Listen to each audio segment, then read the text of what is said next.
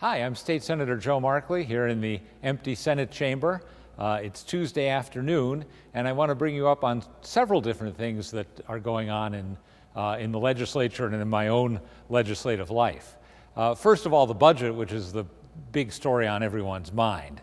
I said after the union contract was passed a few weeks back that my expectation is that the Democrats are going to have the votes to pass a budget of their creation purely with their own support, with no Republicans involved either in crafting the budget or in passing the budget. I still think that's what's likely to happen. The word is that the House Democrats have been called in for September 14th. Again, I can't imagine that they'll call them in unless they have the votes to pass a budget, and that would take Democratic votes, especially if you look at the budget as reported in the press that the House Democrats have in mind, which includes a substantial increase in the sales tax, a new restaurant tax, a number of other fee increases and so forth, close to $1 billion a year in new taxes and fees, and still enormous cuts to municipal aid. I almost don't understand why they raise taxes that amount and need to cut municipal aid so substantially, and continued cuts to nonprofits.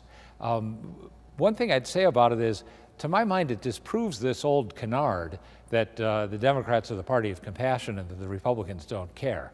I'd say the Senate Republican budget, of all the proposals that have come forward, has done the most to retain services to the most needy in our society.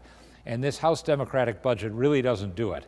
I feel like they had a choice between the CBAC agreement, the extension that they agreed to, which locks us into many future costs, and properly funding nonprofit service providers. And they chose the CBAC agreement, and they're badly damaging the nonprofit service providers that help the disabled, the developmentally disabled, very, very important services.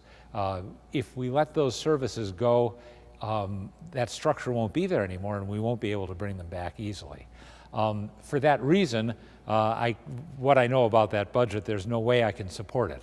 I know there's a lot of people that say we've got to pass a budget, and it's very important that we do it, but I would rather do nothing than to do the wrong thing, and the budget as described is very much the wrong thing. We'll see. That's still a couple of weeks off, and a lot has to happen, but that's where I think it's trending. Second thing I want to mention is the proposal to put a new charge, it's not called a tax, but effectively it is a tax, it's imposed by the government, on home heating oil and on propane used for heating. I feel like these are absolute necessities, and to charge on them is to force people that are on low incomes, on fixed incomes, to pay for something that there's no way to avoid paying for. It's supposed to be going to a conservation fund. We know how often those funds are swept for other purposes. And in any case, we all pay into that conservation fund already through our electric bill, whatever kind of heat we have. It doesn't seem necessary to put an additional tax on something that has never been taxed before. I'll be testifying this evening in Torrington at a hearing conducted by the Department of Energy and Environmental Protection, which is coming forward with this proposal, to tell them to take it out. There are other hearings scheduled.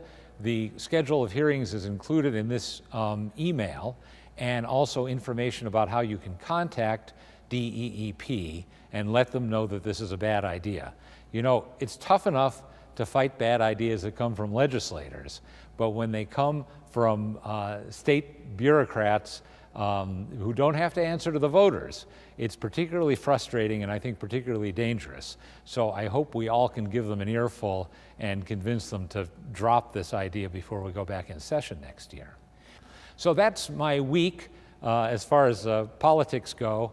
I will be back to you if I hear anything new about the budget or if there's any other developments. Otherwise, once again, as we get closer to the special session.